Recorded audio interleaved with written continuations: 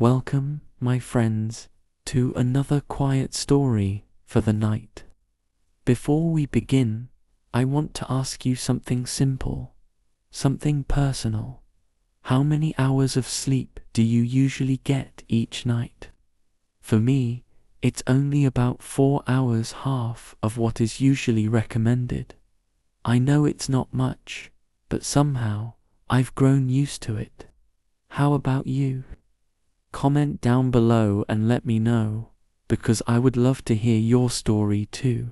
Sleep is one of those mysterious things we often take for granted. We all need it, yet we treat it differently. Some chase it desperately, some avoid it with busy schedules, and some, like me, survive with less than what's expected. But whether you get 4 hours, 6 hours, or the full 8, one truth remains: the mind needs rest, the heart needs calm, and the soul needs quiet moments to breathe.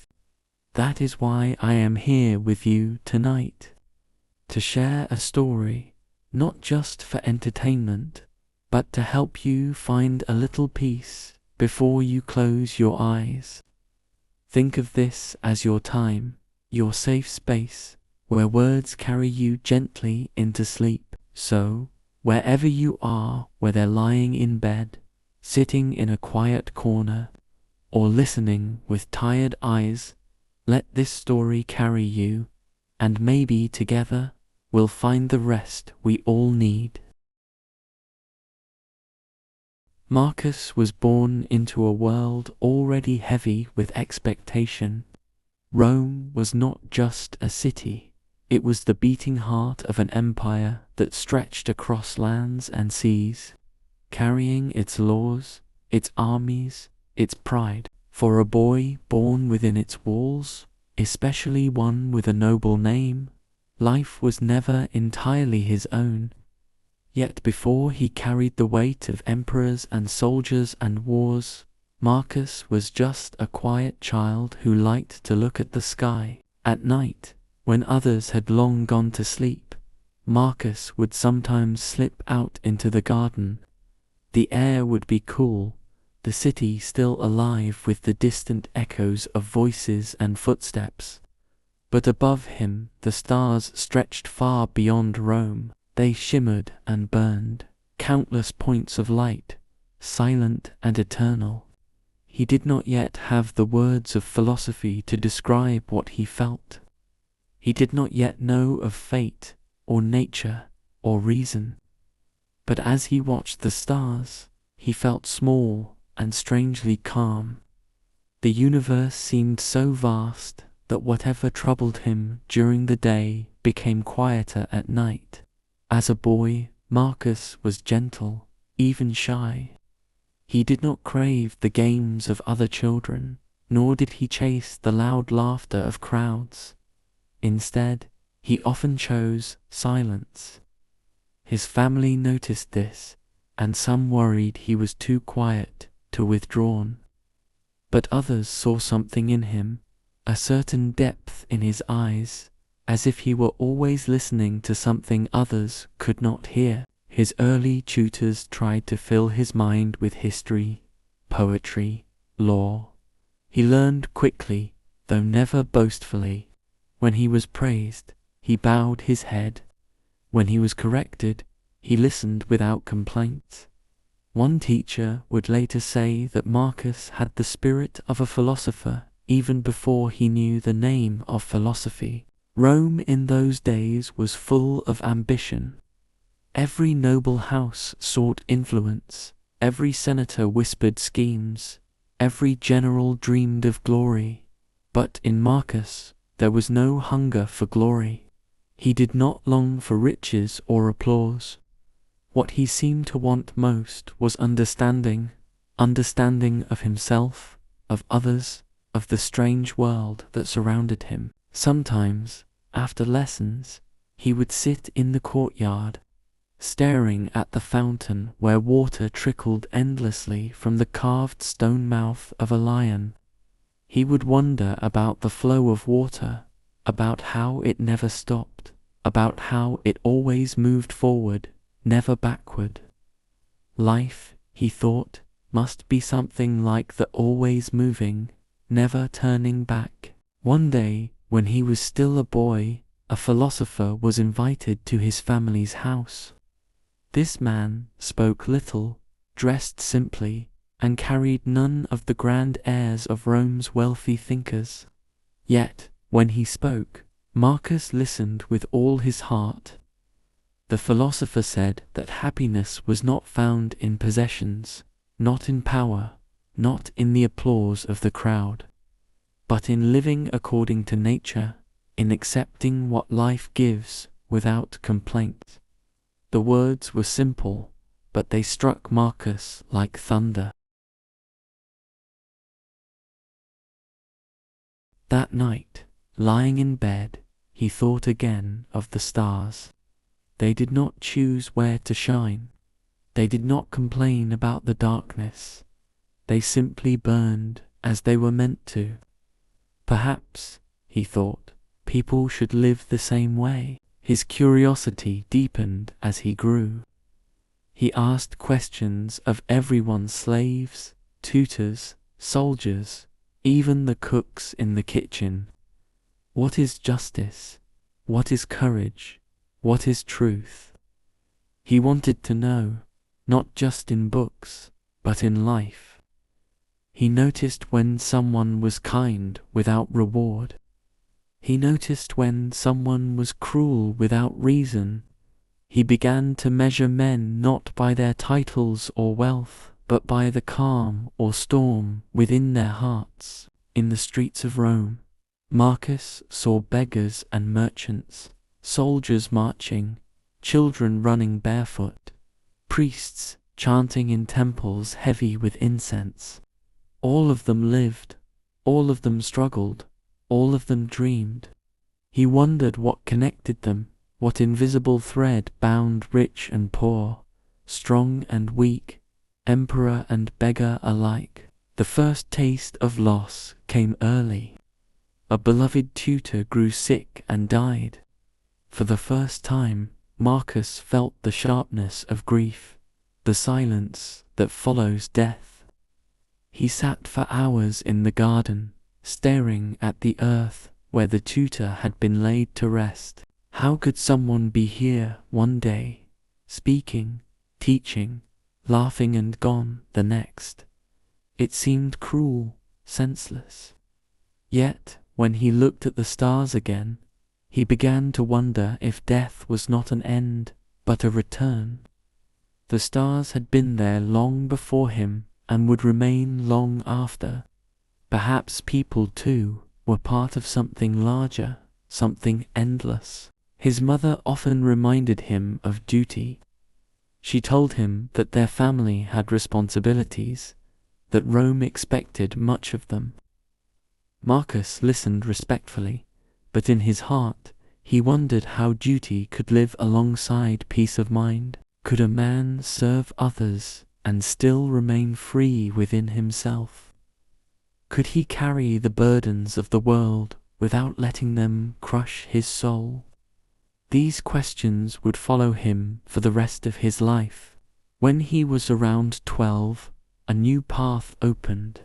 He was noticed by men of power, men who saw in him not just a boy, but a future. One day, word came that the emperor himself had taken an interest in Marcus. It was said that the boy's character, his calm, his seriousness beyond his years, had reached the ears of those closest to the throne. The thought of such attention frightened Marcus. He did not crave crowns or titles, yet he knew that life does not always give what one chooses. The stars above Rome burned as they always had, but Marcus sensed that his life was shifting, that the universe was setting him upon a road he had not chosen, a road that would demand more of him than he thought he could give. Still, he remembered the philosopher's words: to live according to nature, to accept without complaint. Perhaps this, too, was nature. Perhaps his path was not his own to write, but his own to walk. He continued to study. He rose early, endured cold baths, trained his body to be strong, though his heart longed more for books than for combat. He listened to the old philosophers of Greece and Rome, their words etched into his mind like carvings in stone. They spoke of reason, of virtue, of the fleeting nature of life. One lesson he carried always: control what you can, accept what you cannot.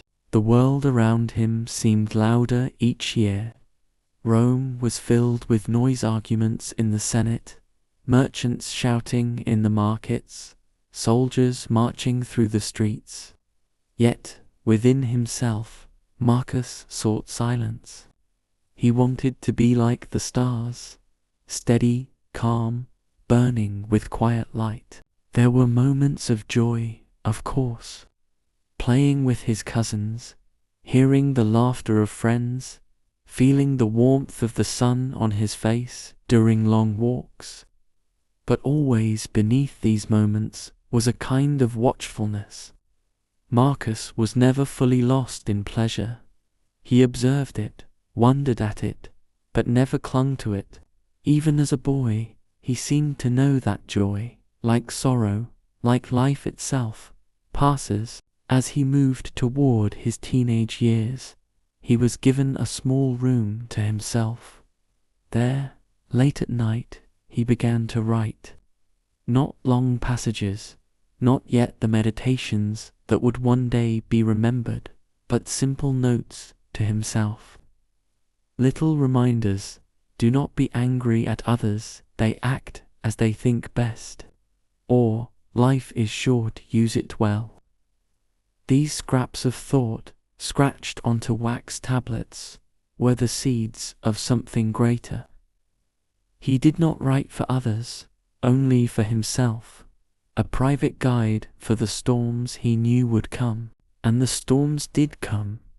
The empire was restless. Wars at the borders, whispers of rebellion, sickness in the cities. Marcus was shielded from the worst of it, but he could feel the tension in the air, in the hurried footsteps of messengers, in the tired eyes of senators. He wondered if an empire could last forever, or if even Rome was just another passing star in the sky of time. Still he walked through gardens, still he studied, still he lifted his gaze to the stars. The boy who watched the heavens was slowly becoming a young man who would be asked to rule the earth. The universe around him was vast, cold, eternal, but he believed that within it there was an order, a reason, a hidden harmony.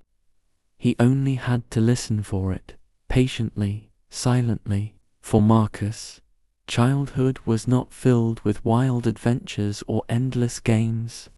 It was filled with thought, with wonder, with the slow shaping of a spirit that sought peace in a world of chaos. He did not yet know the wars he would fight, the losses he would endure, the loneliness that would one day sit beside him on the throne of Rome.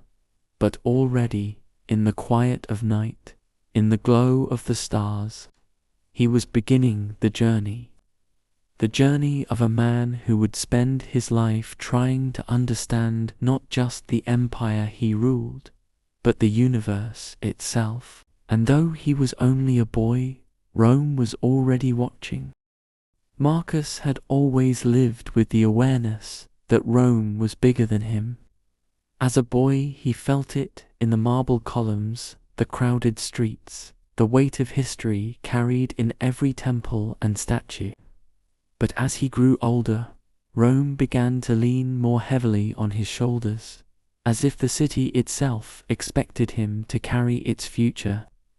The whisper of responsibility became louder each year, and though he never asked for it, Marcus could not escape it. The first real sign of this came when Emperor Hadrian, weary from his long rule, began to look for a successor. The empire was vast, and it could not survive without strong leadership. Every senator, every general, every noble family had opinions, ambitions, candidates of their own. Yet Hadrian, who had traveled across provinces, who had seen the strength and weakness of men, wanted not just a warrior or politician, but a thinker, a man who could balance duty with wisdom.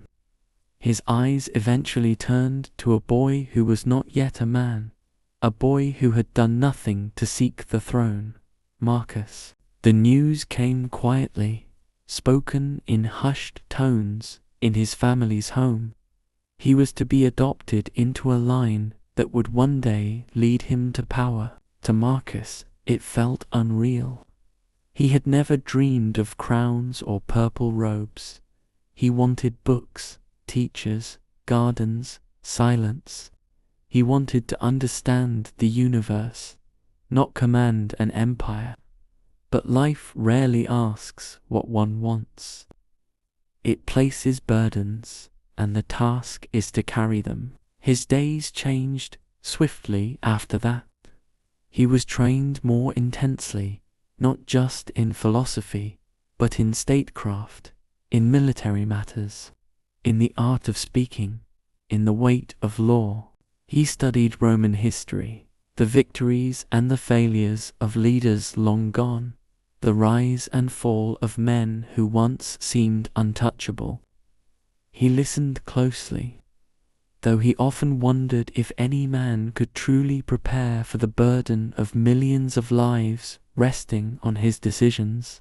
In the mornings, he trained his body. He ran, practiced with weapons, endured the harsh discipline of Roman exercises. His frame was never the strongest, but his will was steady. He told himself that a weak body could still house a strong mind. In the afternoons, he sat with teachers, discussing virtue, justice, duty. One teacher would ask him, "What makes a man truly free?" Marcus thought carefully before answering, then replied, "One who was not ruled by fear or desire."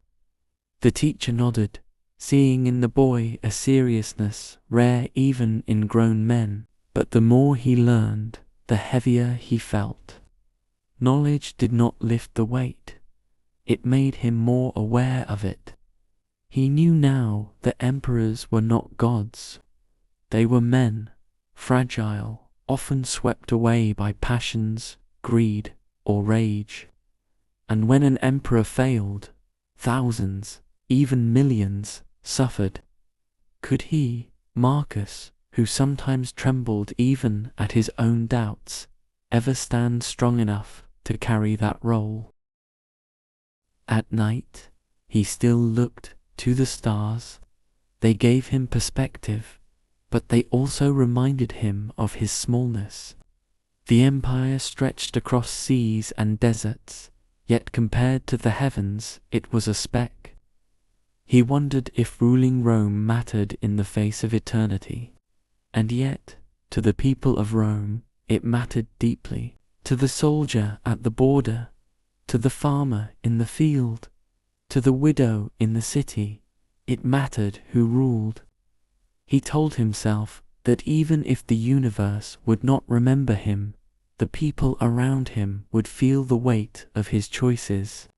That, perhaps, was reason enough to carry the burden. As he entered his teenage years, Marcus became the ward of Antoninus Pius, Hadrian's chosen heir. Antoninus was patient, steady, a man who did not seek power for himself, but accepted it as duty. He treated Marcus with kindness, but also firmness, reminding him often that the role ahead was not glory, but responsibility. Marcus respected him deeply.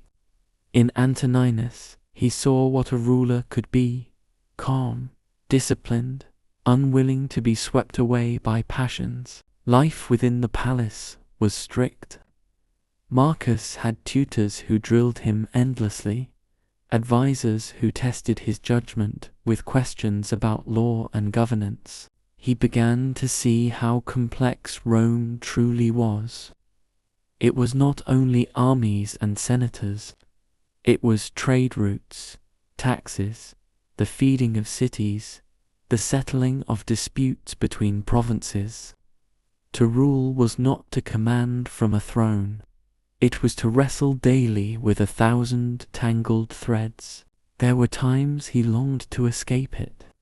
He envied simple men who could wake and sleep without thinking of empires. Once, walking through the market in disguise, he watched a potter shaping clay. The man's hands were rough, his clothes worn, yet his face was peaceful. His whole world was the wheel, the clay, the fire that would harden the pot. Marcus thought to himself, "This man may know more peace than an emperor ever could." Yet the potter's life, too, depended on Rome's order, on leaders who kept chaos at bay. In that thought, Marcus returned again to duty. As the years passed, he began to write more to himself. His notes grew longer, deeper. He reminded himself not to be ruled by anger, not to fear death, not to seek applause. He was shaping himself inwardly, training not just the body or the mind, but the soul. He knew that the storms of life could not be stopped, but the soul could be anchored against them. Still, his burdens grew heavier. Rumors of wars pressed in. Enemies along the borders tested Rome's strength. Within the city, factions whispered, senators plotted, wealth bred corruption. Marcus listened, watched, and wondered how one man could ever untangle so much. He understood now why emperors often grew hard, suspicious, weary. To sit at the top was to be surrounded by endless noise. He feared that the noise would one day drown the silence he sought inside himself, but he did not despair. He told himself again and again that he did not control the universe, only his response to it. He could not command the stars, but he could command his own thoughts. If Rome was to be his burden, then his task was not to escape it, but to meet it with clarity. He continued to learn from Antoninus, watching the older man rule without cruelty, govern without vanity. Antoninus did not rage when opposed, nor boast when obeyed. He simply acted with steady reason. Marcus absorbed this example, telling himself that if he were to rule, it must be in the same way, not for self, but for Rome, not for glory, but for duty. As a young man, he walked often in the gardens. The fountains, the trees, the quiet paths gave him space to breathe. He thought of the philosopher he had once heard as a child, who spoke of living according to nature. Perhaps ruling Rome, too, could be an act of nature, if it was done not with pride, but with acceptance. He whispered to himself, sometimes, "You did not choose this, but you can choose how you bear it." Marcus's youth faded quickly under the shadow of responsibility. Other boys laughed, played, chased pleasures. Marcus studied, trained, wrote, prepared. The boy who watched the stars was now a young man being prepared to rule the world. The weight of Rome pressed harder on him with each passing year, but he did not bend. He learned to carry it as he carried his own breath, heavy yet steady. He knew storms were coming. He knew wars would test him, loss would scar him, betrayal would wound him. But he also knew that the universe was not cruel, only vast, and that his task was to live well within it. To rule Rome would not be to solve its chaos, but to meet it with reason, day after day. The burden of Rome was no longer a distant whisper. It was his present, his path, his destiny. And though he still sometimes longed for the quiet of gardens and the silence of stars, he accepted that his life was no longer his own. It belonged to Rome, and so, with steady steps, Marcus walked forward, not into the life he had chosen, but into the life that had chosen him. The burden of Rome grew heavier each year, but Marcus found a kind of refuge in philosophy. He did not seek escape in games or distractions, but in the quiet company of words written centuries before his time. These words were his silent teachers. They did not shout, they did not command. They simply waited for him, patiently, on scrolls and in memory, ready to speak when he was ready to listen. Marcus had been introduced to philosophy early, but now, as he stepped into young adulthood, it became more than a subject of study. It became the thread that wove through every choice, every doubt, every fear. He learned from many schools, but the one that took deepest root in him was Stoicism. Its teachings were simple yet demanding. They told him that life was short, that much was beyond his control, that peace was found not in changing the world, but in mastering the self. He was drawn to the words of Epictetus, a former slave who had risen through nothing but the strength of his mind. Epictetus taught that freedom was not granted by emperors or armies, but by the ability to control one's thoughts. Marcus read that a man who cannot master his desires or fears is no freer than a prisoner. These lessons sank into him like seeds planted in fertile soil. He repeated them to himself, sometimes in whispers. You cannot control the world, only your own mind. Philosophy did not take away the weight he carried, but it taught him how to carry it differently. Instead of resisting, he began to practice acceptance. Instead of fearing what might come, he tried to focus only on what he could do in the present moment. The teachers of Stoicism told him to live according to nature, to act with justice, to remember always that death is never far. These were not comforting words in the usual sense, but they gave him clarity. They gave him a way to walk steadily in a world that shook constantly. Antoninus, pious, his adoptive father and emperor, encouraged this side of him. Antoninus was not a man of grand speeches or flamboyant power.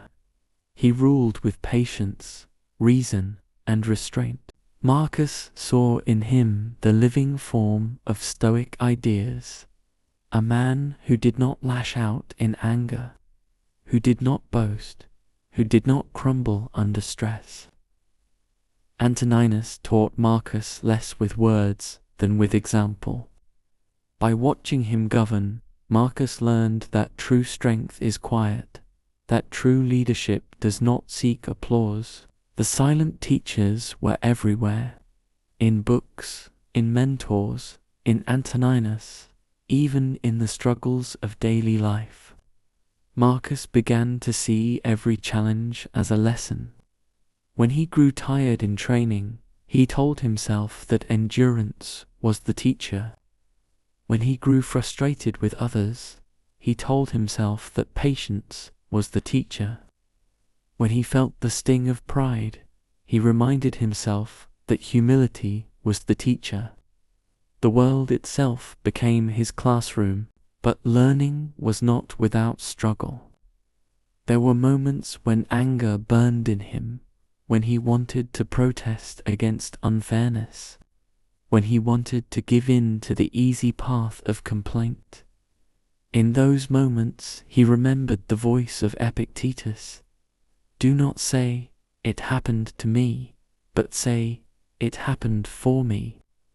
Life was not happening against him. It was happening as it must, and his task was to shape himself within it. He began to write more often. His private notes were no longer simple phrases, but deeper reflections. He wrote to himself as if to remind a forgetful friend, "You will meet ungrateful, selfish, arrogant people today. Do not be surprised. It is their nature, just as it is the nature of fire to burn, of the sea to be wet. They cannot harm your soul unless you let them." These words were not meant for others. He did not imagine they would ever be read by anyone else. They were reminders to himself, a way to practice in writing what he struggled to live in action. The city around him was full of temptations. Rome loved spectacle, gladiatorial games, banquets, parades, the constant hunger for entertainment. Many young men of his age lost themselves in these distractions, but Marcus kept apart. He attended when duty required, but his heart was never in it. He preferred a quiet walk in the gardens, the company of a book, the silence of the stars. People sometimes called him serious, even cold. Yet those who knew him best understood that he was not without warmth. He simply valued depth over noise. In philosophy, Marcus found both comfort and challenge. Comfort in knowing that others before him had faced the same struggles of anger, fear, loss, and had found ways to endure. Challenge in realizing that it was not enough to read wise words, one had to live them, to practice them daily. Philosophy was not decoration for the mind, it was medicine for the soul. And like medicine, it was often bitter, often difficult, but necessary. As he grew older, Marcus began to notice how fragile human life was. Sickness took friends, accidents struck families, wars consumed lives far from the city. He realized that death was not a distant thing waiting at the end of life, but a constant presence that could arrive at any moment. Instead of frightening him, this thought became another silent teacher. If life was short, then each moment must be used well. If death could come tomorrow, then one must live today with justice, with kindness, with purpose. There was a time when Marcus fell ill himself. His body weakened, fever gripped him, and for days he hovered between recovery and decline. Lying in bed, drenched in sweat, he thought of the empire, of the path ahead, of the possibility that his life might end before it truly began. But instead of despair, he practiced acceptance. If death came, it came. If life returned, it returned. He would not fight against what he could not control. This calmness carried him through, and in time his health returned. But he never forgot the lesson of those nights. Life is a loan, not a possession. Antoninus often watched Marcus with quiet approval. He saw in the young man not only intelligence, but a rare steadiness. Rome had known emperors of passion, emperors of cruelty, emperors of vanity. But in Marcus, Antoninus sensed something different. A man who did not seek power, and therefore might rule it wisely. He gave Marcus greater responsibilities, small at first, then larger. Marcus handled them not with eagerness for glory, but with careful thought, always asking what was just, what was necessary. The more he learned, the more he understood how little he controlled. Armies could be commanded, laws could be written, but sickness, death, betrayal, and time could not be mastered. This did not make him hopeless. Instead, it sharpened his focus. If he could not control the outer world, then he would master the inner one. If he could not stop storms, then he would build a harbor within his soul. Philosophy continued to guide him. He read of Socrates, who faced death calmly, asking only that truth be honored. He read of Heraclitus, who said that all things flow like a river, never the same, always changing. He read of the Stoics, who said that the universe is a single living thing, and each person is but a part of its body. These ideas settled into him like stones in a foundation. They gave him something firm to stand on, while the ground of Rome often shook. Still, he was human. There were nights when doubt whispered to him. He wondered if he could ever live up to the role ahead. He wondered if he was strong enough, wise enough, steady enough. He wondered if he would fail Rome, fail Antoninus, fail himself. But then the silent teachers returned. They reminded him that no man can control the future, only the present moment. They reminded him that to try honestly, to act justly, to live in accordance with reason, that was enough. The outcome was not his to command. Marcus never forgot that he was being shaped, not for himself alone, but for an empire. He did not choose this role, but he accepted it. And through philosophy, he found the tools to bear it without breaking. The boy who once watched the stars had found in philosophy another kind of sky, a sky within, where truths shone quietly, guiding him forward. The silent teachers never shouted. They never demanded. They simply whispered, again and again, until their voice became his own.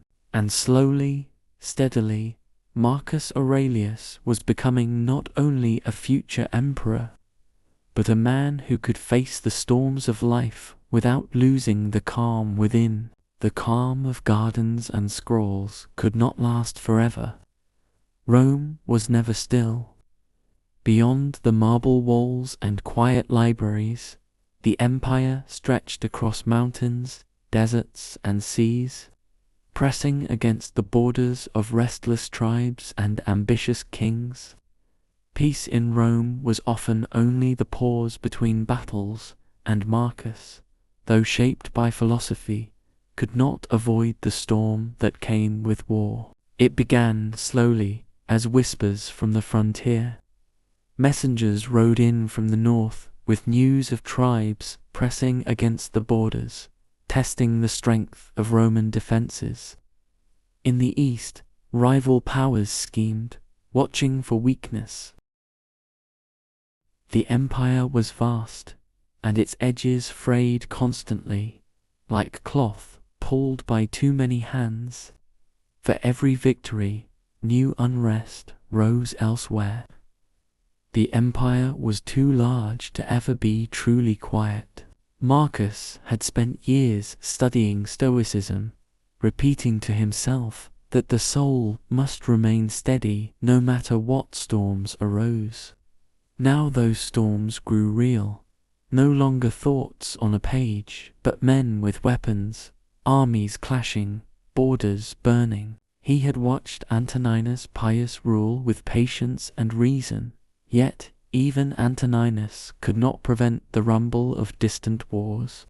Marcus, as heir, began to see that the emperor's life was not lived in philosophy alone, but in decisions that shaped the fate of thousands. At first, he observed from a distance, reading reports, listening to generals, studying maps. He watched as Roman commanders described battles fought in forests and rivers, their voices heavy with both pride and fatigue. He learned how the movements of armies were like the movements of nature, unpredictable, dangerous, swift. And he realized that philosophy and war were not separate worlds, Both required discipline. Both required the ability to face what cannot be controlled. When at last Antoninus Pius died and Marcus took the throne, the weight of war fell fully upon him. He had not asked to be emperor, but he accepted it as he accepted all things, as part of the order of nature. Beside him was Lucius Verus, his adopted brother and Kemperer, a man very different from him. Lucius enjoyed pleasure, the comforts of wealth, the excitement of games. Marcus was serious, steady, inwardly focused. Yet they ruled together, two sides of Rome, one drawn to indulgence, the other to duty. The first great test came from the east. The Parthian Empire, Rome's ancient rival, rose in defiance, threatening the provinces and allies under Roman protection. Armies marched, battles flared, and the quiet of philosophy was drowned by the noise of war. Marcus sent Lucius to lead the campaign, trusting him with the legions. Though Marcus remained the true mind behind Rome's decisions, reports came back of victories, of cities taken, of triumphs won. Yet with those victories came something darker. The returning armies carried with them not only spoils and stories, but disease. A plague, unseen and unstoppable, began to spread through the empire. It killed soldiers and citizens alike, slipping into homes, markets, temples. Marcus watched as Rome trembled, not from swords but from sickness. The storm of war had more than one face. There was the enemy beyond the borders, and there was the invisible enemy within. Both demanded strength, both demanded endurance. Marcus, standing at the center, reminded himself daily that he could not control the outcome, only his own response. Still, the weight was crushing. Each day brought new decisions: where to send soldiers, how to feed cities, how to comfort a people who saw death in every street. Through it all, Marcus held to philosophy. He wrote to himself, in stolen moments, reminders to stay calm, to act justly, to accept what could not be changed. The universe is change, he wrote. Life is opinion. He knew the plague might kill him as easily as any soldier, yet he did not despair. He told himself that death is a return, and that to fear it is to fear nature itself. But the wars did not end. After the east, trouble rose in the north. The tribes along the Danube, fierce and restless, pressed against Rome's borders with growing force. They were not polished armies, but they were strong, resilient, unafraid of Rome's reputation. They sought land, plunder, survival, and they saw in Rome both wealth to seize and weakness to exploit. Marcus knew he could not send others forever. He left the safety of Rome and traveled with the legions to the frontiers.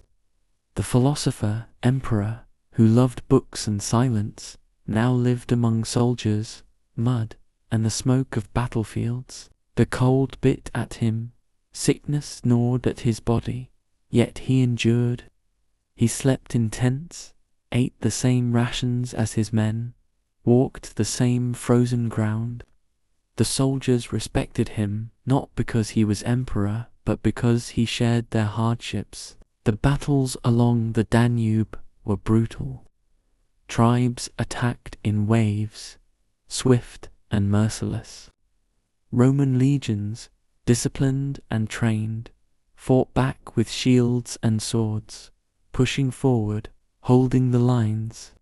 Marcus watched, sometimes from the rear, sometimes too close, as men died screaming, as rivers ran red, as the order of strategy met the chaos of combat. He reminded himself that war is part of nature too, harsh and relentless, but still bound by the same laws.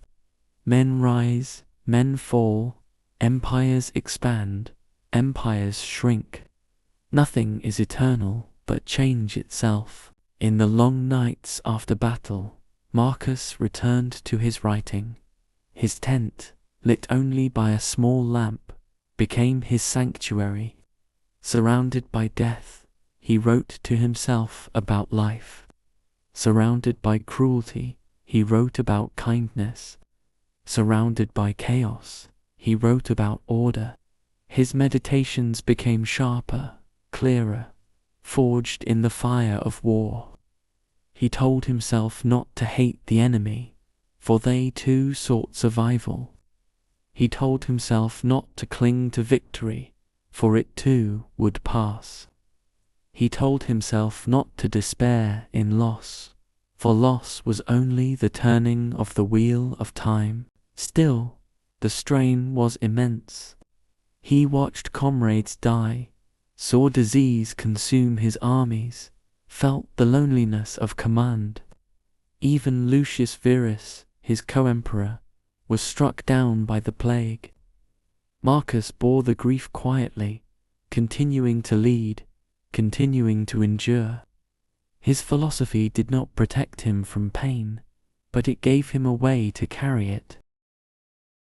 As years of war stretched on, Marcus began to see himself not as a man who controlled Rome, but as a servant of Rome. His role was not to shape the universe to his will, but to align his will with the universe. If duty required him to fight, he would fight. If duty required him to suffer, he would suffer. His only task was to do what was right, no matter the outcome. The soldiers grew to love him for his fairness, for his steadiness, for the way he did not demand more of them than he demanded of himself. He punished cruelty, rewarded courage, listened when others spoke. He was not a fiery commander who roused armies with grand speeches. He was quiet, calm, yet unshaken. And in that calm, the soldiers found strength. The storm of war did not end quickly. It dragged on, year after year, testing the limits of Rome's strength and Marcus's endurance. Yet through it all, he remained steady, not because he felt no fear, but because he accepted fear as part of life. He did not rage against the storm. He walked through it. Philosophy had been his teacher in gardens and libraries. Now war became his teacher in mud and blood. And though he had once preferred the silence of the stars, he learned that even in the noise of battle, one can carry silence within. Marcus did not seek war, but war sought him, and in facing it, he discovered the truth of his philosophy, that the soul can remain unbroken even when the world around it falls to pieces. The storm of war raged on, but within Marcus there remained a steady flame, a flame that no plague, no enemy, no battlefield could extinguish. The battles had taught Marcus the weight of command. Yet, when the noise of swords faded and the camps grew quiet, another trial awaited him, one harder than war itself. The trial of being alone at the center of an empire too vast for one man to ever hold completely. The emperor was never truly surrounded, no matter how many stood near him, for his decisions belonged to him alone. Marcus returned often to Rome after long campaigns, stepping again into the marble halls, the Senate, the temples, the noise of citizens in the forum, but he never returned as the boy who once watched the stars, or as the student who once sat quietly among books. He returned as the emperor whose choices were too heavy to share, choices that carried the weight of millions of lives. In war, He had at least the company of soldiers, men who endured beside him. In Rome, his loneliness deepened. Senators flattered him to gain favor, nobles whispered schemes, and citizens cheered not for him but for the idea of him. Yet behind the cheers were demands: more bread, more games, more answers to questions no one man could solve. The emperor was surrounded by voices, yet starved for honesty. Surrounded by bodies, yet starved for true companionship. He wrote more often to himself in those days, notes that were not meant for others to read. They were reminders, small anchors thrown into the sea of responsibility. He told himself to remain humble, to act for the common good, to never be swayed by applause or insult. He told himself to forgive even those who wronged him. For to be emperor was to be insulted daily, often by those smiling to his face. Lucius Verus was gone, taken by the plague, and Marcus bore the crown alone. He had children, yet tragedy struck often.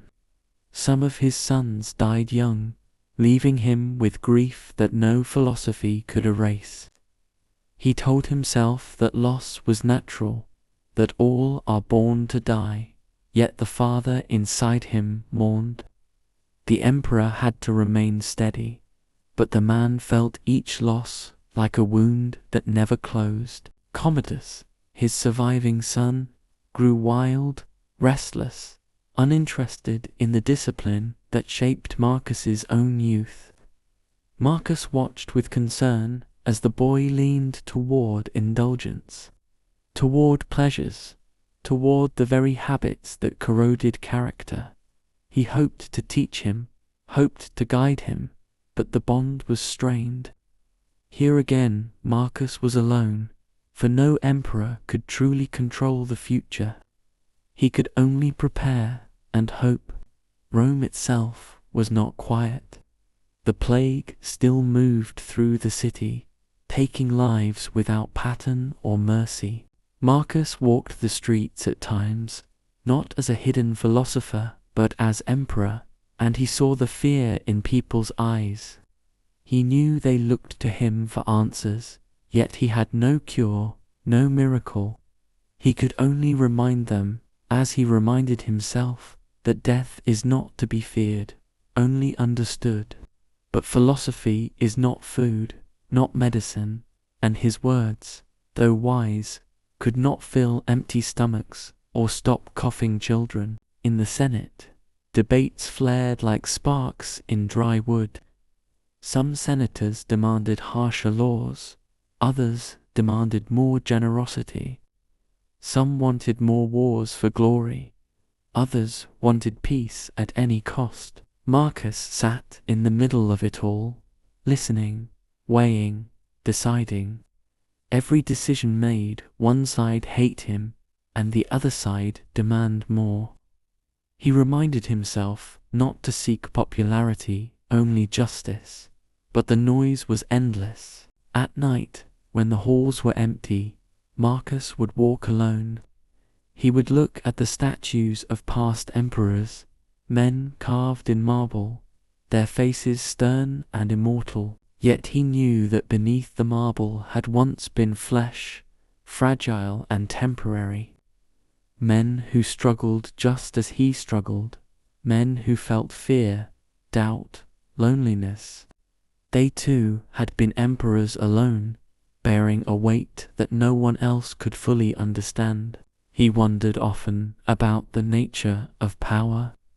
To the people, the emperor seemed like a god.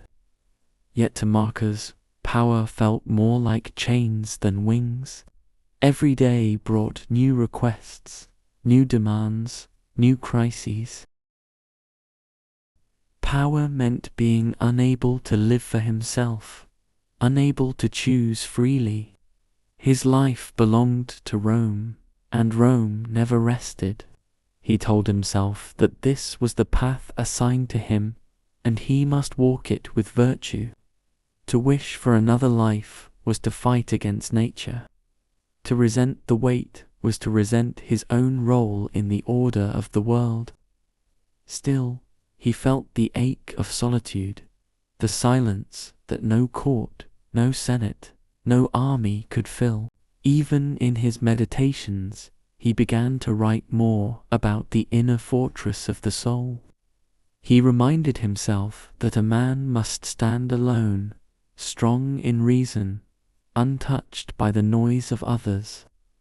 He wrote that the universe does not owe comfort, only truth, and that the wise man accepts this without bitterness. His writings became less like lessons and more like lifelines, words that kept him steady when the loneliness threatened to break him. The empire's troubles grew heavier. Beyond the Danube, the tribes gathered again, pressing against the borders. In the east, unrest simmered once more. Inside Rome, the plague still haunted, and corruption spread like shadows. It seemed the world tested him without pause, as if fate itself had chosen him for trials beyond measure. Yet Marcus never fled. He did not retreat into pleasure, as so many rulers had done before him. He did not drown himself in wine or hide in endless games. He stood each day, faced each burden, and carried it.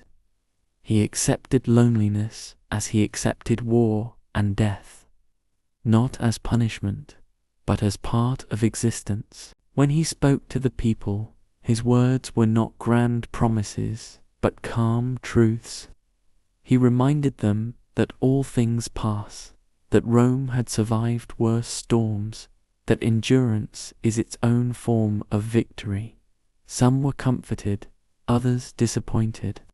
But Marcus did not speak to win approval. He spoke to guide, to steady, to remind. The emperor alone carried the empire, yet he never let bitterness consume him. He wrote that the soul is dyed by its thoughts, and so he kept his thoughts clear, simple, just.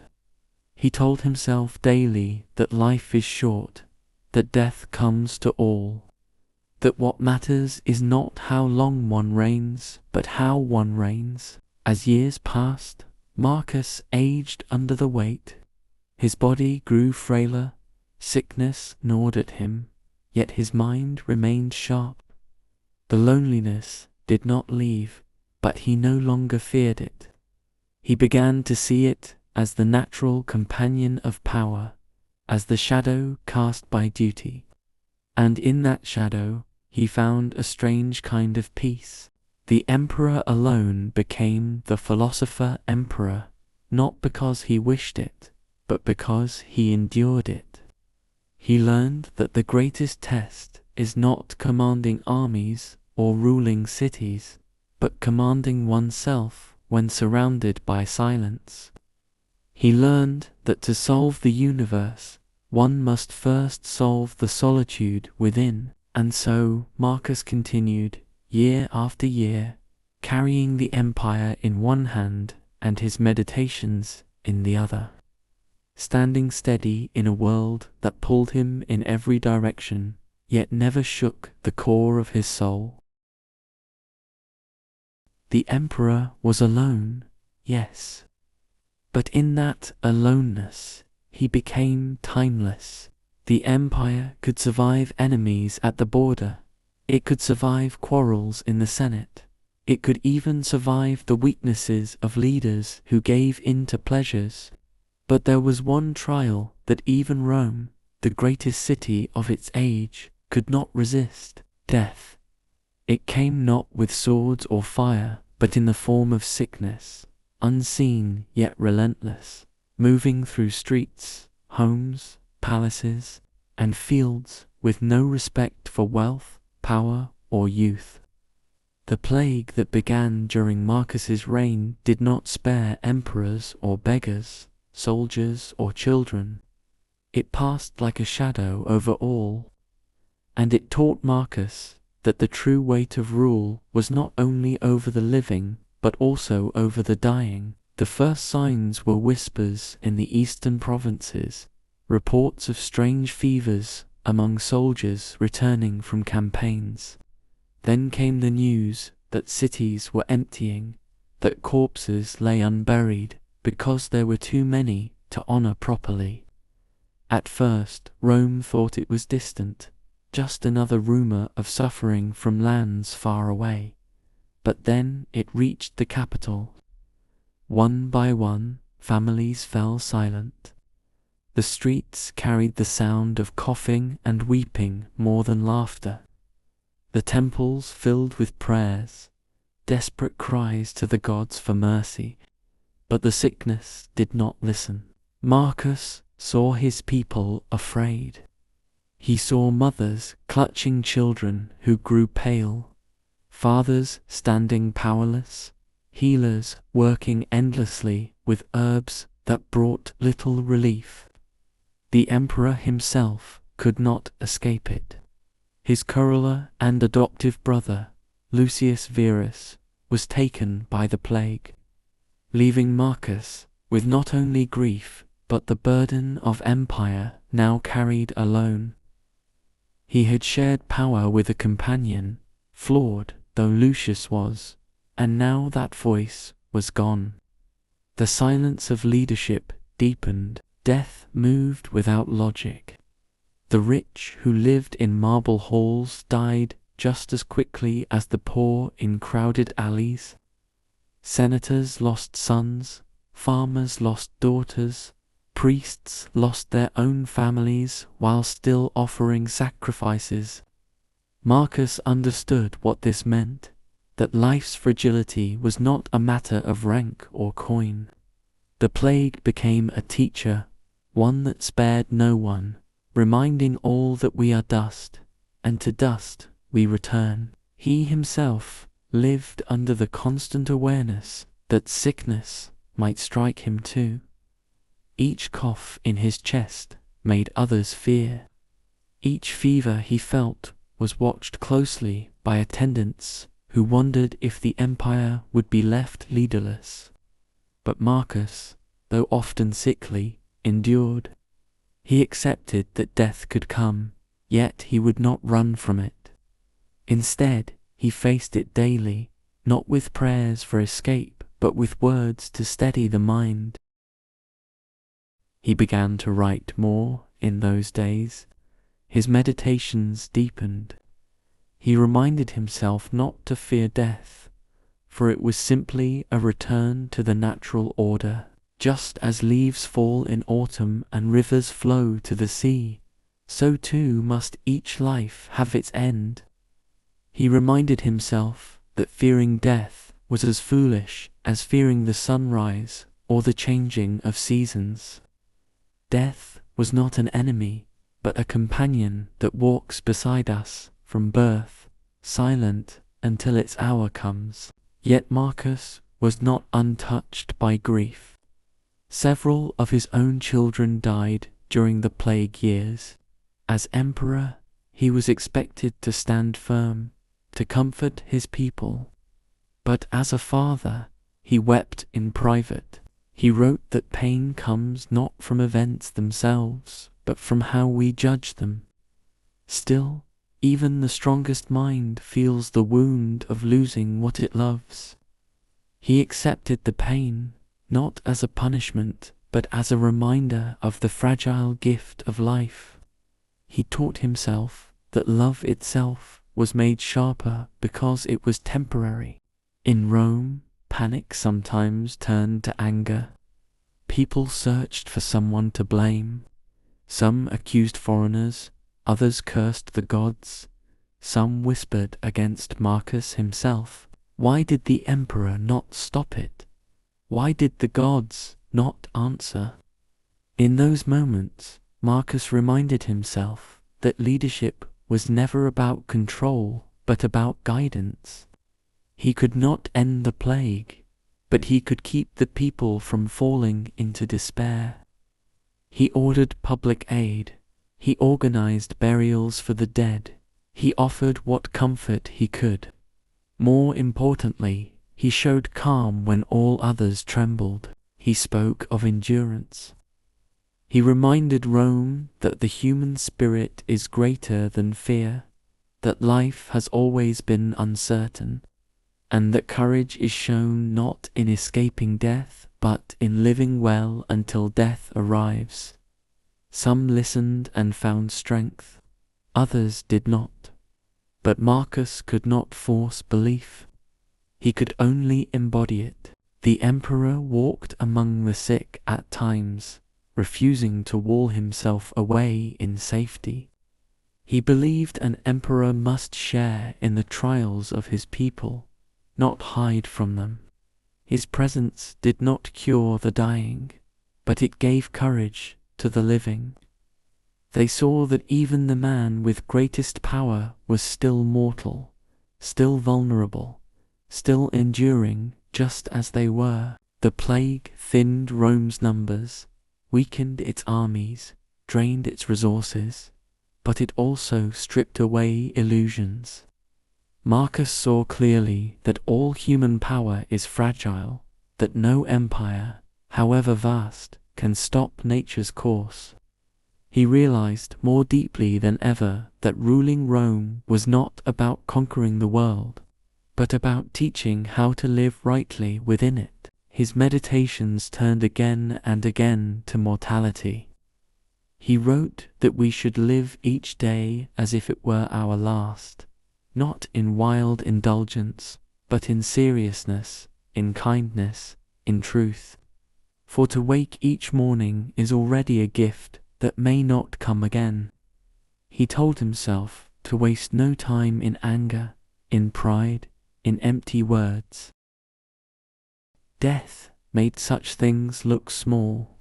What mattered was to act with justice, to speak with honesty, to live with dignity. At night, as the lamps burned low and silence filled the halls, Marcus often thought of those he had lost. He pictured his children's faces, Lucius's laughter, the countless lives swallowed by the plague. He felt their absence as one feels the cold on a winter morning, sharp and unavoidable. Yet he did not despair. He reminded himself that they were part of the same universe he loved as a child when he first watched the stars. They had returned to that greater whole, and in time so would he. To Marcus, solving the universe did not mean defeating death. It meant understanding it, making peace with it, and living in harmony with its truth. The plague, though cruel, became a teacher that forced him and all of Rome to look directly at mortality. And in that gaze, Marcus found clarity. When others prayed for the plague to end, Marcus prayed for strength to endure it. When others begged the gods to spare them, he reminded himself that no man is truly spared, only delayed. And when others cursed their fate, he thanked the universe for the chance to live at all, however briefly. The weight of mortality pressed hard upon the emperor, yet it did not crush him. Instead, it shaped him, like stone shaped by time, into something enduring. He became not just a ruler of men, but a witness to life itself, a man who saw clearly the shortness of breath, the fragility of flesh, and still chose to act with justice and compassion. In the years of plague, Marcus wrote his most enduring words. Not for others, not for glory, but for himself.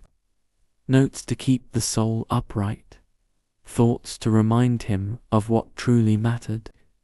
These words, written in the solitude of tents and palaces, would later be known as his meditations. They were born not in peace, but in the shadow of death. And yet they shone with calm, with wisdom, with acceptance. For Marcus had learned that the universe is not cruel nor kind, it simply is. Death is not evil nor good, it simply comes. What matters is how we meet it, with fear or with steadiness, with bitterness or with understanding. He chose understanding, and so the emperor carried on through the years of plague, through the endless funerals, through the cries and silence. He bore the weight of mortality, not by denying it, but by embracing it, and in doing so, he grew closer to solving the universe, for he had learned one of its deepest truths, that life is precious precisely because it ends. The years of plague and war had carved lines on Marcus's face, but they had also carved pathways in his mind. The longer he lived, the more he saw the universe not as a chaos of events, but as a flowing order, a pattern too vast to be held by any one person's understanding, yet clear enough for the heart to feel. The boy who had once stared at the stars now saw those same stars as threads in a single great fabric. He began to sense that every breath, every season, every life and death was not separate, but part of one whole, moving as naturally as the turning of the heavens. He had long been trained in philosophy, but philosophy in books was one thing, and philosophy lived in the marrow was another. Now, in his later years, Marcus began to live it fully.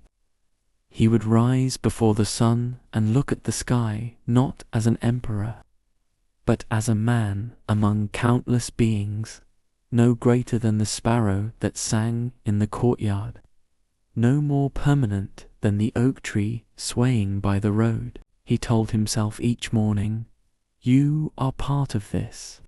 You are not the master of it. You are not the owner of it. You are simply one piece in a greater harmony." As Rome rebuilt itself after the waves of sickness, Marcus used every quiet hour he could to reflect on nature. To him, nature was not only trees, rivers, and stars, it was everything. It was the way fire consumes wood, the way water fills any space, the way a child grows, the way an old man dies.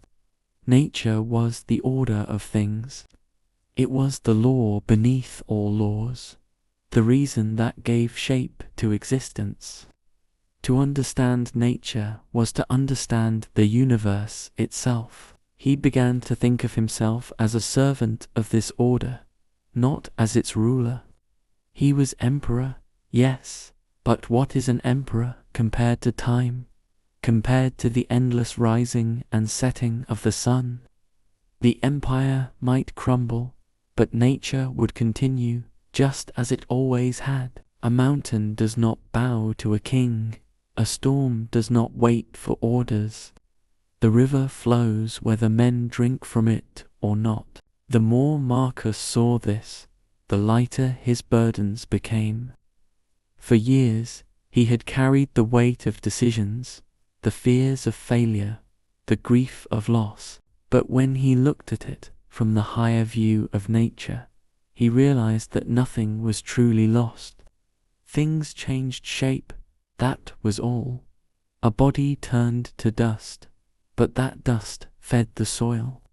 The soil fed the plants fed the animals. Life circled endlessly, death and birth woven together. To mourn endlessly was to forget that the cycle continues. He reminded himself that even his own thoughts were part of nature. His heart beat without command, his breath flowed without effort, his body aged without consent. He belonged to the same laws as everything else. That thought comforted him, for if he was not separate, then he was never alone. He was part of a harmony that stretched beyond Rome, beyond earth, beyond even the stars. At times he would sit with his soldiers on campaign, far from the marble palaces, beneath open skies. The men would eat, laugh, or sleep, but Marcus would gaze at the firelight flickering against the night. He saw in the fire the same lesson he saw in the stars, that everything is motion, everything is change.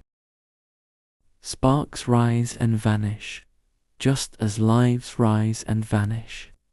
Yet the fire continues, the stars continue, nature continues. He whispered to himself that the universe is like a vast symphony, and each life is but one note. The note does not last, but it adds to the music of the whole. This way of seeing brought him peace, even in hardship. When messengers brought news of fresh uprisings, when soldiers died on distant frontiers, when illness struck again, he no longer felt crushed by despair. He told himself, this too is nature. This too is part of the order. By saying this, he did not excuse cruelty or injustice. He still acted with firmness against wrong, but he accepted that even the darkest events had their place in the larger fabric. He reflected often on how men chase things as if they were permanent. Power, wealth, pleasure, even glory. But what is glory to the oak that sheds its leaves? What is wealth to the mountain that has stood for ages? All things fade. The wise man does not cling to what will vanish. He embraces it while it lasts, and lets it go when it passes, just as one does with the seasons. To demand that spring stay forever is foolish. So too is it foolish to demand that youth, or fame, or even life itself stay beyond its time. Marcus carried this harmony into his leadership. He tried to govern as nature governs, steadily, without anger, without haste, balancing justice with mercy, strength with gentleness. He knew he would not see the fruits of all his actions. Some seeds he planted would only grow after he was gone. But he was content with that, for nature too works in seasons.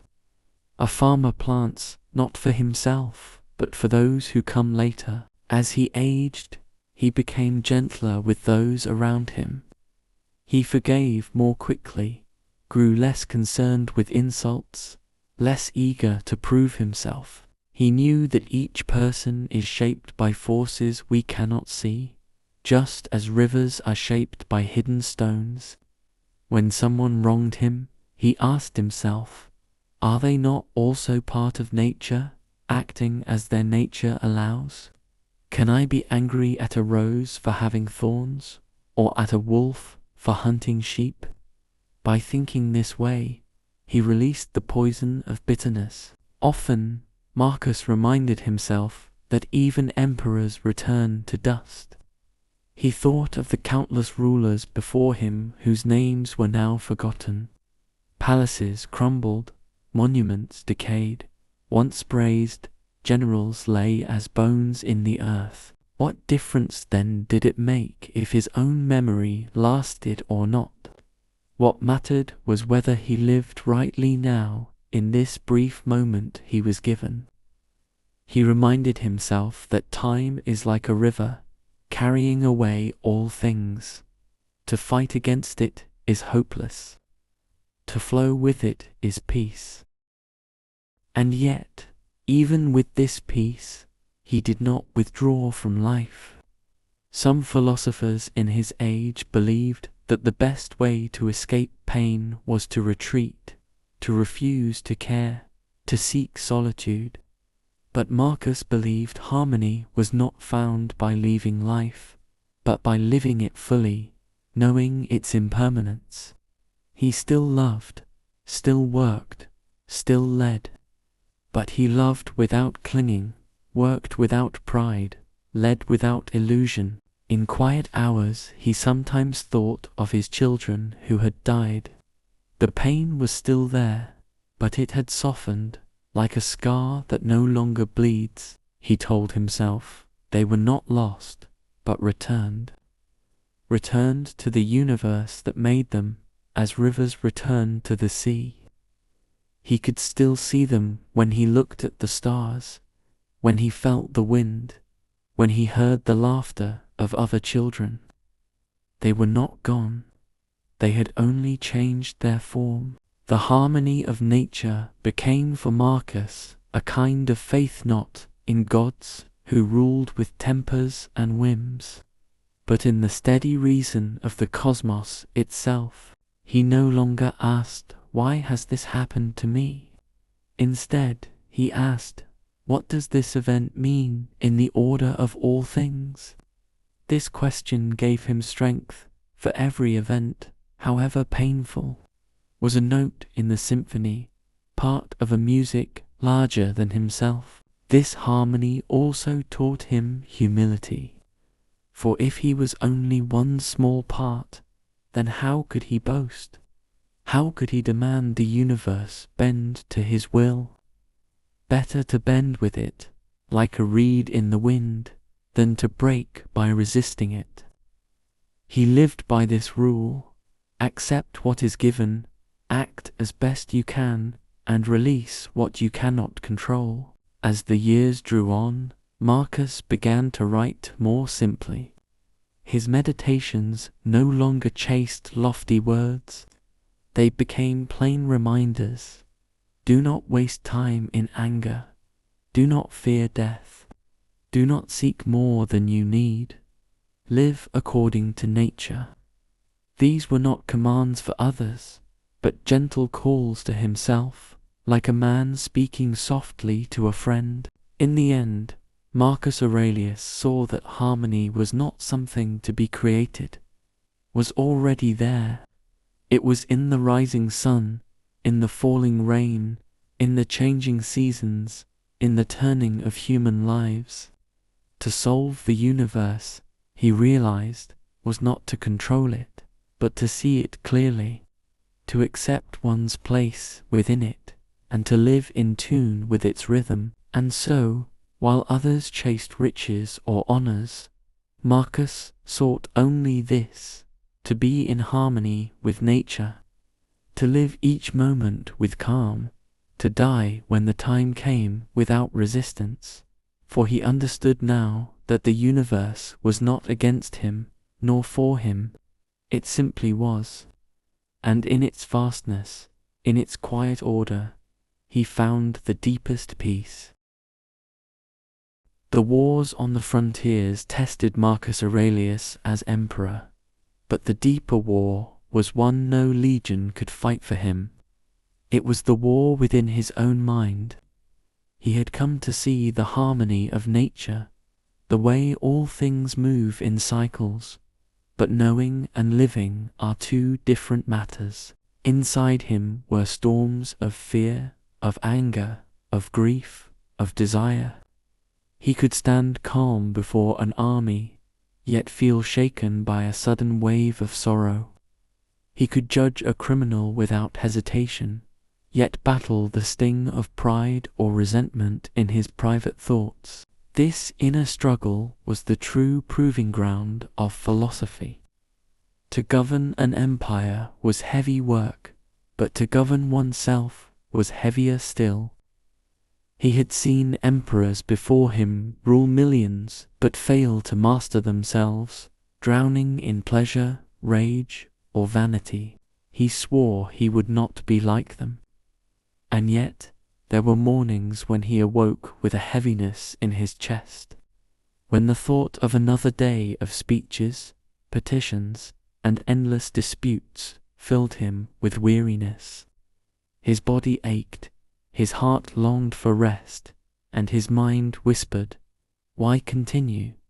Why not surrender?" When those moments came, Marcus turned to the battle within. He reminded himself that weariness is natural, that no man can escape it, and that courage is not the absence of weariness, but the choice to rise despite it. He told himself, "You are a man, not a stone. You will feel pain, you will feel doubt, but you are not your pain, not your doubt.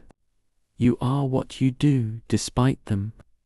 He dressed, he faced the council, he signed decrees, he led soldiers, all while carrying the quiet storm within him. Anger was another enemy that rose often. He had always been patient, but the endless demands of power tested that patience. Senators insulted him in whispers, generals defied him on distant campaigns, citizens cried out for favors he could not give. Sometimes he felt the heat rise in his chest, the urge to shout, to punish, to strike back.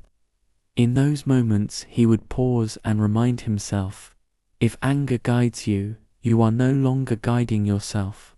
To strike in anger is to give your strength to another. He breathed deeply and let the flame pass. He reminded himself that a ruler who cannot master his own temper is a slave to his passions. Grief was perhaps the hardest battle. Marcus had buried children, and though he accepted that all lives return to the universe, the heart still aches for what the mind understands. He often woke at night, hearing in memory the voices of those he had lost. The bed felt empty, the palace halls echoed with silence. In those hours, philosophy was not a shield but a lamp. It did not erase grief, but it gave it meaning. He told himself, they were never mine to keep.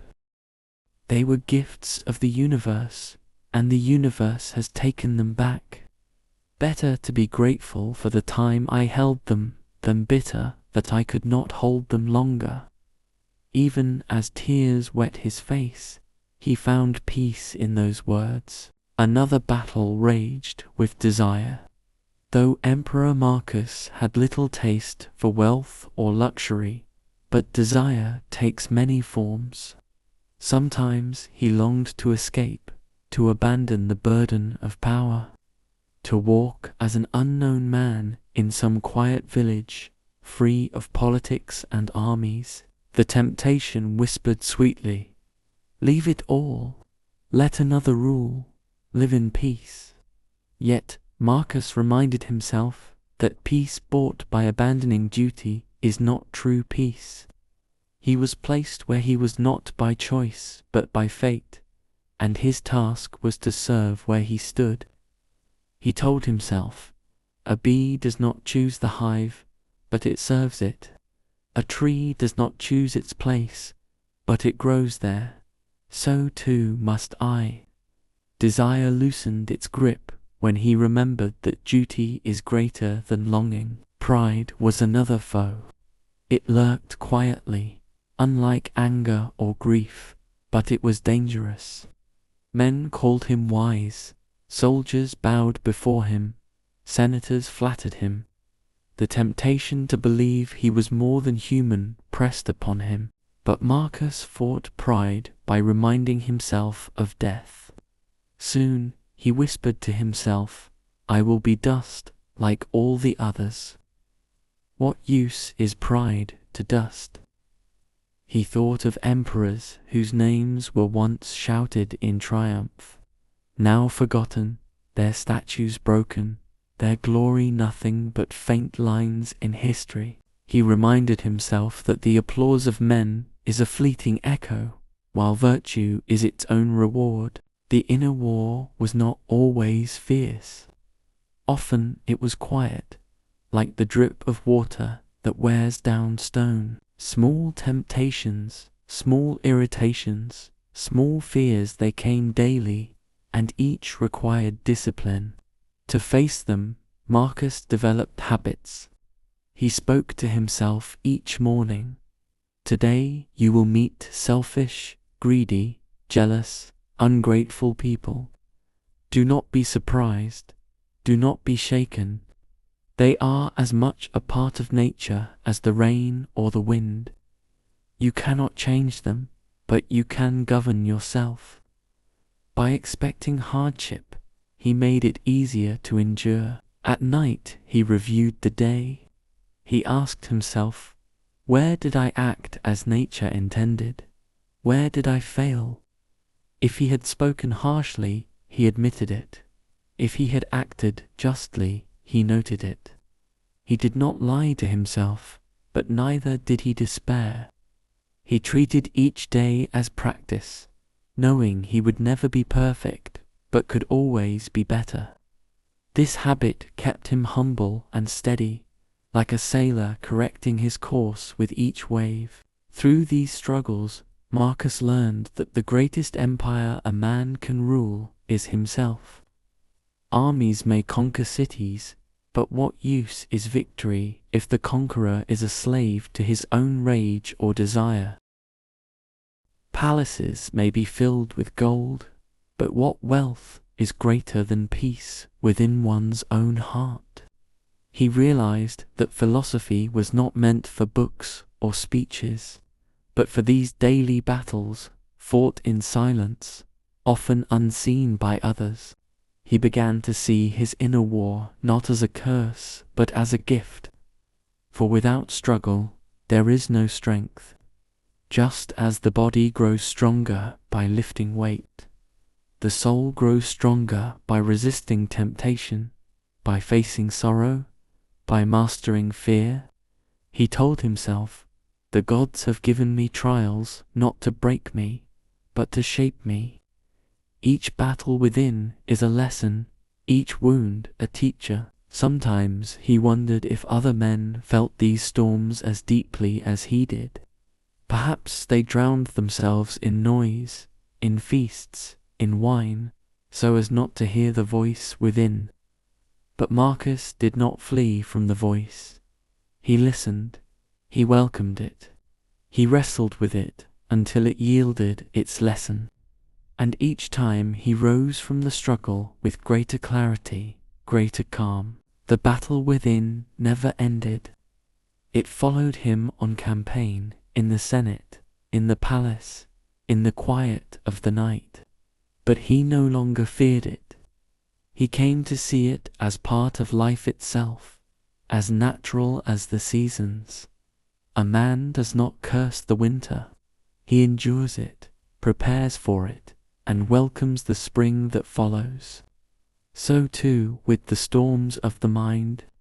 They come and go, and the wise man stands firm through them. In the end, Marcus understood that solving the universe was not about understanding the stars or the laws of nature alone, but about mastering the self, for the self is part of the universe.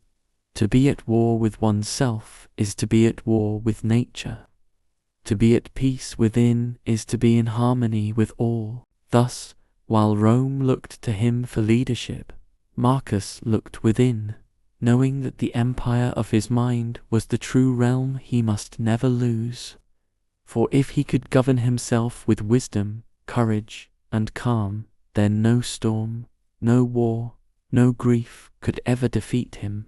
The years had worn heavily upon Marcus Aurelius. His body, once strong and sure, now ached with the stiffness of age. His breath came harder after long walks. His hands shook when he wrote too long. His sleep was lighter and broken by dreams. Yet his mind remained sharp, his spirit steady. Rome still leaned upon him, and he bore the weight without complaint. Duty had never asked him whether he was tired. It only asked whether he would answer, and he always did. The empire was once more in danger. Beyond the northern frontier, tribes pressed against Rome's borders. Hungry winters and restless leaders drove them to test the legions again and again. Marcus had thought he might spend his final years in quiet reflection, guiding the Senate, watching over his people from Rome itself. But the world had other plans. Reports came of raids, of villages burned, of generals calling for aid. The emperor knew that Rome could not stand unless he stood with her soldiers. Old though he was, weary though his bones felt, Marcus rode north once more. The journey was hard.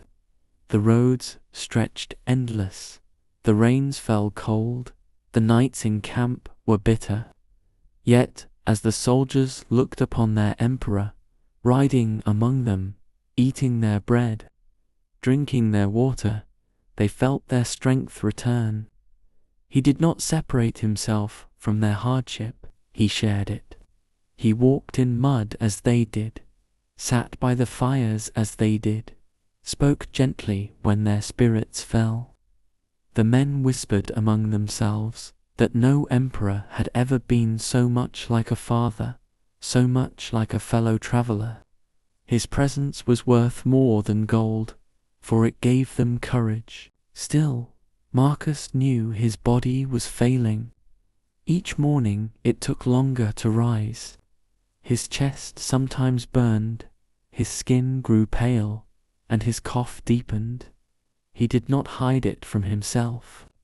Death had walked beside him his whole life, and he had often written that it was natural, that it should be welcomed. Now it no longer felt like a thought in a book, but a presence at his side. Each day he felt its shadow. Each night he wondered whether he would open his eyes again at dawn. Yet there was no fear in him, only a steady readiness. He told himself that what he had taught in words he must now prove in action, that death is not to be dreaded, but embraced as part of the order of the universe. As the campaign dragged on, Marcus spent his quiet hours writing still. His leather-bound notebook, worn from years of travel, lay always by his side. He wrote not for history, not for others, but for himself. He reminded himself that fame fades, that riches are nothing, that anger and despair must be conquered. He wrote that a man's worth is found in how he meets the world, not in what the world gives him.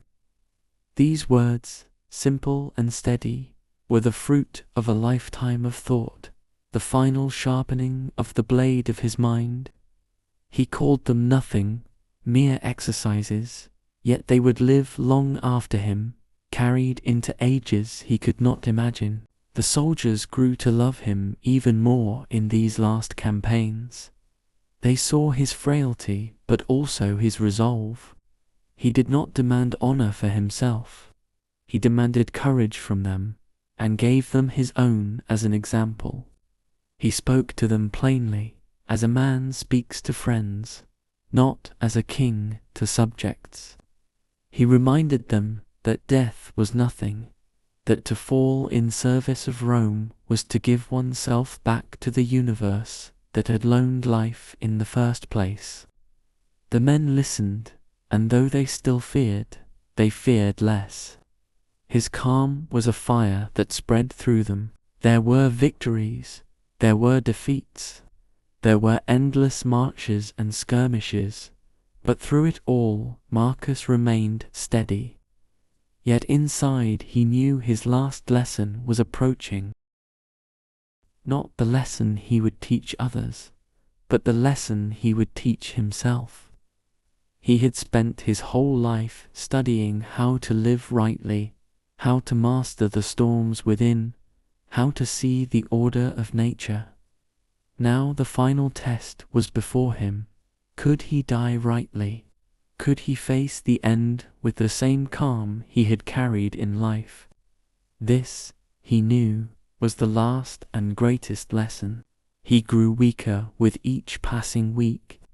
His generals begged him to return to Rome, to let them carry on the fight, but Marcus refused. He said quietly that the emperor must not abandon the men, not while they endured cold and hunger.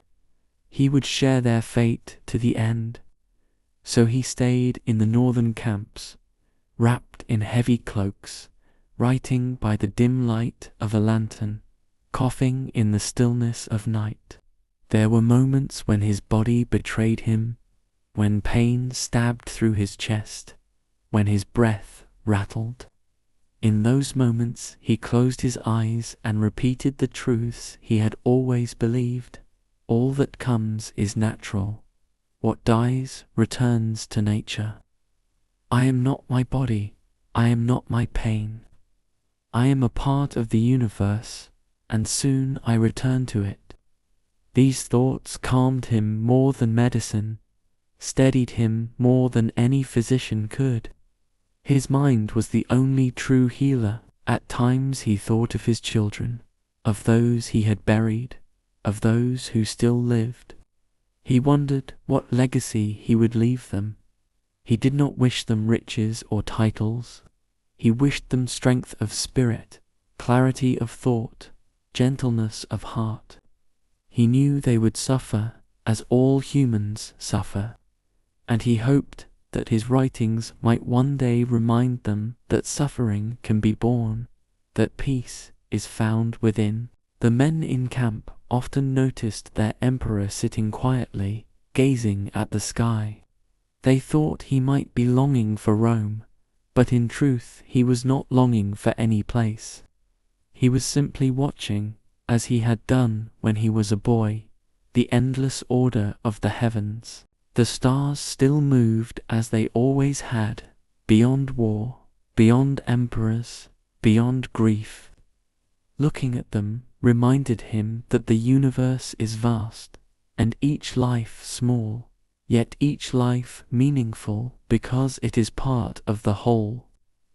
That thought soothed him as the shadow deepened. One evening, as the fire crackled and the cold mist curled through the camp, Marcus felt the heaviness in his body deepen. He lay down, his notebook beside him, his hands weak upon the blanket. He whispered to himself words he had often written. Do not fear the end. It is no worse than birth. As you entered, so you will leave. What came before was nothing. What comes after is nothing. So live with honor in the little span between. The soldiers outside his tent did not know it, but the emperor was teaching them even in silence. By the way he faced death without complaint, by the way he bore pain with dignity, he gave them a lesson greater than any speech. The last lesson of Marcus Aurelius was that philosophy is not in words, but in the way a man meets his fate. When his breath finally slowed, when his eyes dimmed, there was no fear upon his face. There was only peace, the calm of a man who had solved the universe, not by mastering the stars, but by mastering himself. His last lesson was not shouted, but written upon his life, that to live in harmony with nature, to accept joy and sorrow, to face death with courage, is to have truly lived. And so Marcus Aurelius passed from the world quietly, as a drop returns to the sea. The empire mourned him, the soldiers wept, the senate praised him, but the true greatness of Marcus was not in the marble statues, not in the titles carved upon stone, not in the victories won by his legions. His greatness was in the calm of his soul, the steadiness of his spirit, the wisdom he left behind for those yet to come. That was his legacy, that was his last lesson, and it would echo far beyond Rome, across centuries, across nations, into the hearts of all who sought peace within themselves. The camp lay hushed. The emperor was gone, and yet his presence lingered like the warmth of a fire long after its flames had faded. The soldiers, hardened men who had faced death countless times, felt a weight in their hearts that no enemy had ever placed there. They whispered to one another of how their leader had lived, how he had walked among them, how he had endured hardship without complaint. They said quietly that he had been more than an emperor, more than a general. He had been a father, a guide, a man who showed them what it meant to face life without fear. His body had fallen, but his example would not. In Rome, the news spread slowly at first, carried by messengers through muddy roads and river crossings, then quickly as voices passed from house to house. Some wept, some prayed, some simply sat in silence. Even those who had never seen him felt as though they had lost something steady, something that had kept the great machine of the empire moving. He had not been a perfect man, for no man is, but he had been just, and Rome had known worse rulers. In the quiet of their homes, people said to each other that Marcus Aurelius had been the rare kind of emperor who thought of the people before himself. The Senate gathered to honor him as custom demanded, but this time their words were not empty. They spoke of his wisdom, his patience, his fairness. They knew that statues would be raised, coins would be stamped, temples might even be built in his name. Yet none of these things captured what Marcus truly was. The marble would crumble, the coins would vanish into dust, the temples would fall to ruin. But the thoughts he left behind, the way he carried himself, the writings he never meant for the world, those would last. Far from Rome, in quiet corners, men and women who had read his reflections shared them with others. His notes were not written as grand philosophy, not carved into stone or polished for fame, but as reminders to himself. They were private conversations with his own soul, yet they spoke to all souls. He had written of the shortness of life, of the need for kindness, of the importance of self-control. He had written that anger harms the one who holds it more than the one it strikes. He had written that a man should live in harmony with nature, that death is no evil, that peace comes not from wealth or power, but from clarity of thought and purity of heart. Generals remembered him not for speeches, but for how he stood beside them in cold and hunger. Scholars remembered him not for victories, but for the strength of his words in the face of despair. Common people remembered him not for the golden crown upon his head, but for the gentleness with which he ruled. He was remembered as a man who had seen the world in all its pain and beauty and had not turned away. Time moved on. Emperors rose and fell. The empire itself grew, then weakened, then changed beyond recognition. Wars flared, plagues spread, cities burned, and cities were rebuilt. The name of Rome, mighty though it had been, faded into the dust of history. Yet the little notebook of Marcus Aurelius remained, copied by hand, carried by monks, hidden in libraries, passed from century to century. The empires of the world crumbled, but his quiet words lived on, whispering the same truths to every age. Long after the legions no longer marched, long after the Senate no longer met in marble halls, long after Latin itself became a language of memory, people still opened his book and heard his voice. They did not hear the voice of a distant emperor, but the voice of a fellow human being.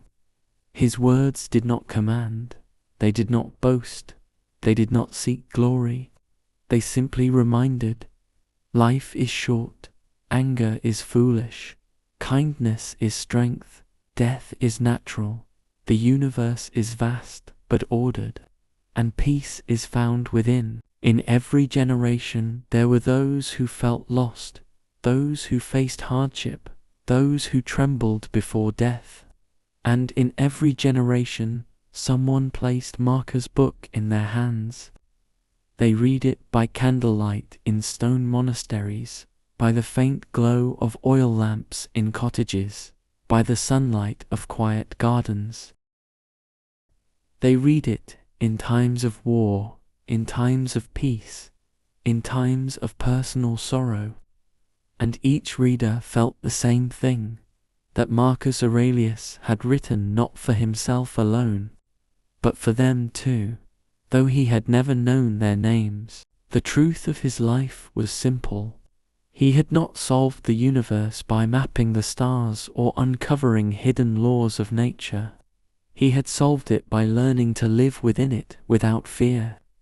He had solved it by seeing that every life is a thread in a great woven pattern, that nothing is wasted, that even suffering has its place, that death is but a return to the whole. His solution was not a discovery, but a way of being.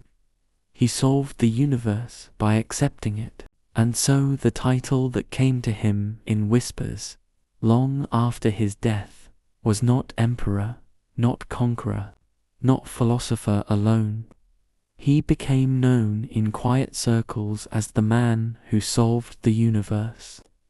For what greater victory is there than to face life and death with peace in the heart? Even now, centuries later, when the roads he marched are broken, when the palaces where he lived are ruins, when the empire he ruled is no more than a memory, his words still travel.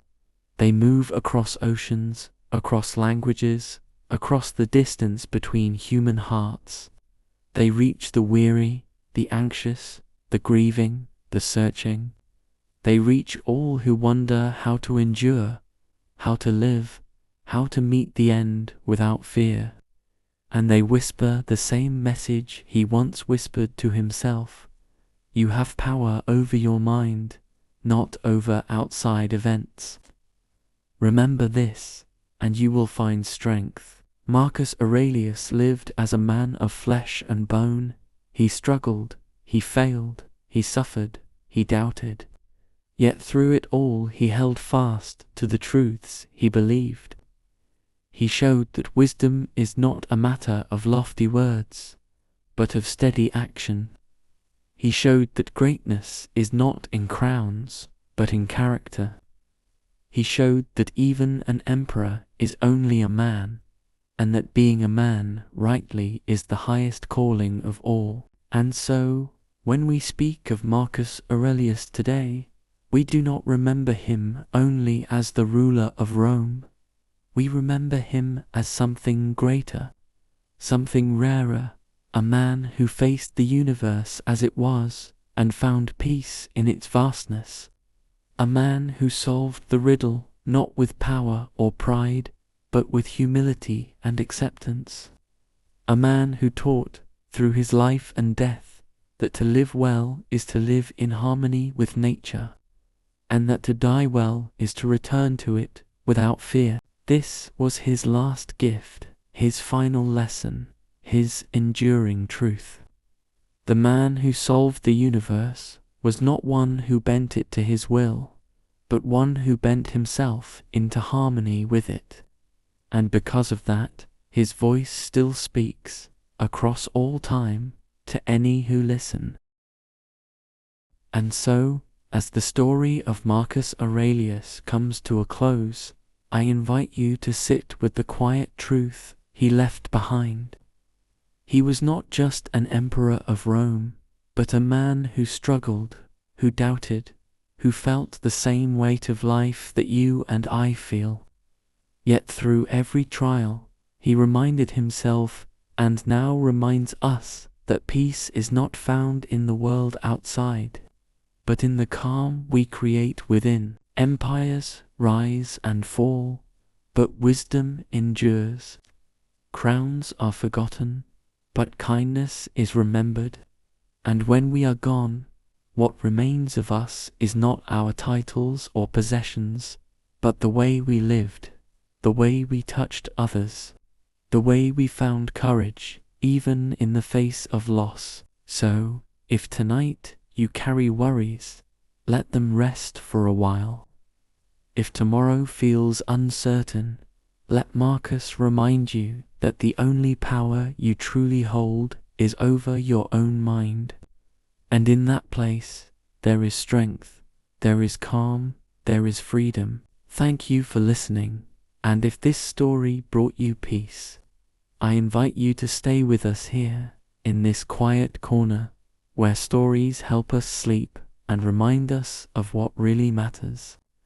And before you drift into rest, I'd love to know, what country are you listening from tonight?